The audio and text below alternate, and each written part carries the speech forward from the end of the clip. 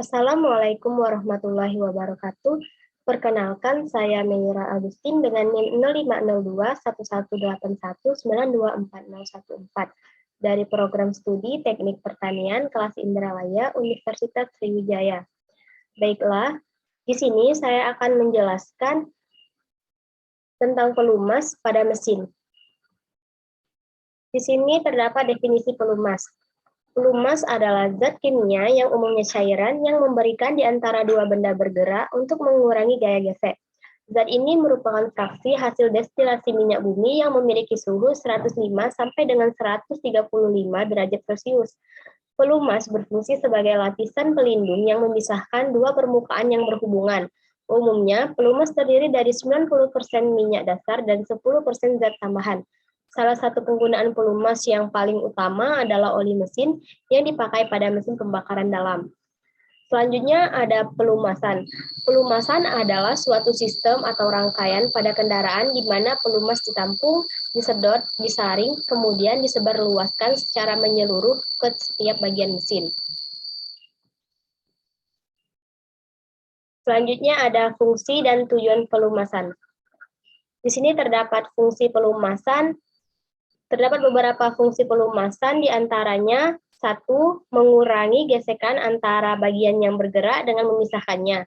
2. Mengurangi keausan pada bagian yang bergerak. 3. Meminimalkan kehilangan daya karena gesekan. 4.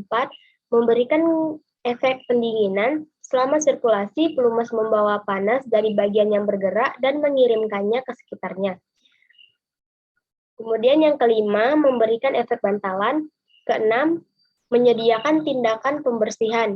Yang ketujuh, memberikan tindakan penyegelan. Ini membantu cincin piston untuk memberikan segel yang efektif terhadap gas bertekanan tinggi di dalam silinder agar tidak bocor. Kemudian yang terakhir, yaitu yang ke-8, mengurangi kebisingan. Selanjutnya yaitu ada tujuan dari pelumasan untuk mengurangi keausan dan panas antara permukaan yang bersentuhan dalam gerakan relatif. Dengan menggunakan pelumas, koefisien gesekan dapat dikurangi. Adapun pengklasifikasian pelumas. Secara umum, bahan pelumas diklasifikasikan berdasarkan wujud dari materialnya, yakni liquid atau cair, semi-liquid atau grease, dan juga padat. Yang pertama yaitu pelumas cair. Sebagian besar pelumas oli yang beredar di pasaran dan paling banyak penggunaannya terbuat dari bahan dasar minyak bumi. Oleh karena itulah, seringkali kita menyebutnya sebagai mineral oil, yakni oil yang berbahan dasar dari minyak bumi, hasil tambang atau minim. Nah, oli mineral dapat diklasifikasikan lagi menjadi 3 macam, yaitu parafinik, naptenik, dan aromatik. Adapun kelebihan dan juga kekurangan dari pelumas cair. Yang pertama itu kelebihan pelumas cair. Kelebihan yang paling utama adalah sangat cocok digunakan pada mesin-mesin putaran tinggi. Kemudian memiliki viskositas yang rendah sehingga mudah membentuk lapisan film pelumas di setiap permukaan logam yang dilindungi dan memastikan selalu ada jarak antara dua permukaan komponen yang bertemu. Selanjutnya, karena berfase cair, maka ia sangat mudah menyerap dan memindahkan panas. Adapun kekurangan pelumas cair, yang pertama membutuhkan ruang yang lebih besar untuk menampung oil atau oli, kemudian membutuhkan sistem sealing untuk mencegah oli bocor keluar, membutuhkan tambahan sistem pendingin jika pelumas bekerja pada temperatur yang ekstrim, dan yang terakhir itu tidak tahan terhadap oksidasi, kontaminasi air, dan pengotor-pengotor seperti debu atau yang sejenisnya. Kemudian yang selanjutnya, yang kedua, pelumas semi cair atau grease. Pelumas grease dibuat dengan jalan mengemulsi oli mineral atau oli nabati dengan pengemulsi metalik atau air pada suhu 400 sampai 600 derajat Fahrenheit atau 204 sampai 316 derajat Celcius. Dengan melalui proses ini didapatkan sebuah jenis pelumas yang memiliki tingkat kekentalan tinggi melebihi viskositas oli yang cenderung padat. Adapun kelebihan dari pelumas semi cair ini adalah satu, bertahan di hanya satu titik pelumasan yang diperlukan. Kemudian yang kedua yaitu tidak mudah rusak karena cat ataupun partikel-partikel debu atmosfer. Kemudian yang terakhir itu tidak memerlukan pemberian grease yang terlalu sering. Yang terakhir yaitu pelumas padat. Pelumas padat atau juga dikenal dengan pelumas kering memiliki bentuk fase padat. Karakter gesekan kecil pada permukaan bahan pelumas dapat padat tersebut terjadi karena struktur molekul berlapis dengan ikatan lemah antar lapisan molekulnya. Adapun kelebihan pelumas padat dan juga kekurangan pelumas padat. Untuk kelebihan pelumas padat itu, yang pertama lebih efektif ketimbang pelumas oli pada mesin dengan beban tinggi.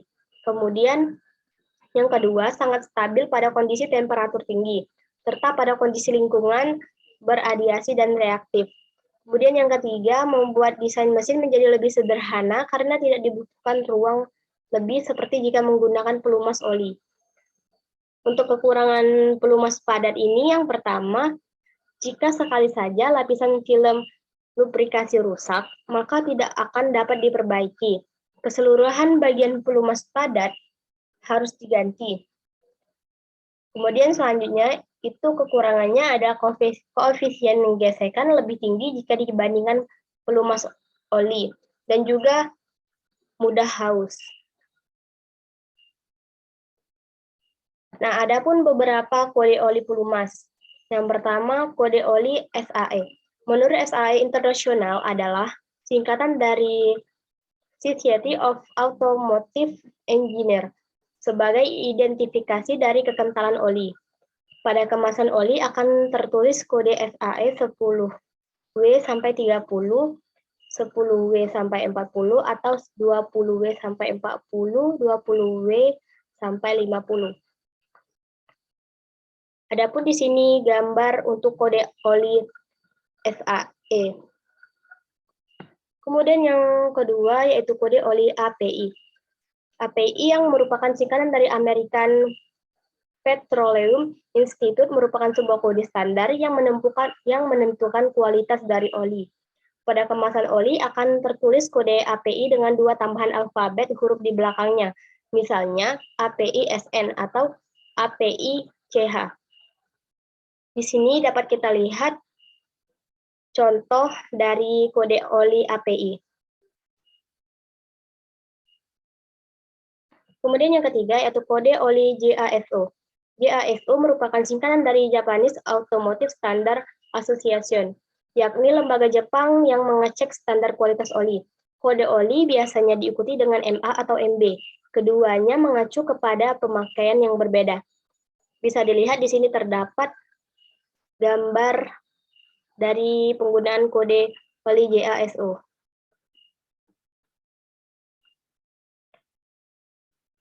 Kemudian di sini terdapat perbedaan oli sintetik dan juga oli mineral. Untuk yang pertama yaitu oli mineral. Oli mineral ini adalah oli yang berasal dari penyulingan ekstrak minyak mentah yang bersumber dari pengolahan minyak bumi. Selama proses pembuatan oli mineral, kotoran yang ada biasanya cukup tinggi dan hidrokarbonnya itu dihilangkan.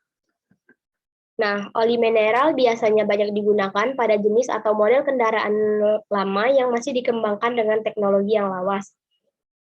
Struktur molekul oli mineral tidak sebaik oli sintetis karena oli mineral mengalir lebih lambat dari oli sintetis yang dapat mengakibatkan peningkatan konsumsi bahan bakar serta mempengaruhi kinerja suatu kendaraan. Kemudian oli mineral juga perlu diganti lebih sering daripada oli sintetis. Namun jika direkomendasikan oleh pabrikan otomotif, oli mineral masih dapat memberikan pelumasan berkualitas tinggi, biasanya lebih dari pelumas sintetis. Kemudian yang kedua yaitu oli sintetis.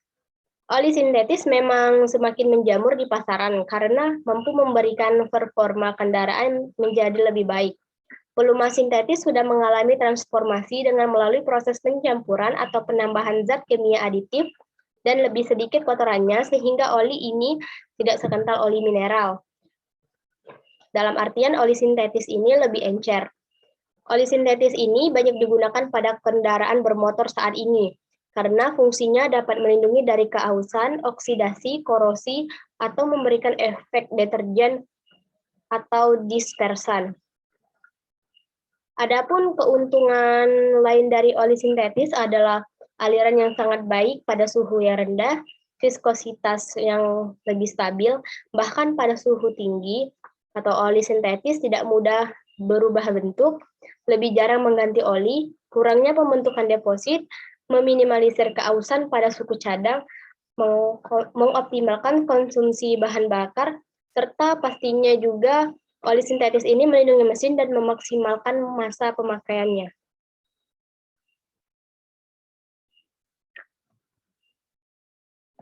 Baiklah, mungkin itu saja yang dapat saya jelaskan. Lebih dan kurangnya saya mohon maaf. Saya akhiri. Wassalamualaikum warahmatullahi wabarakatuh.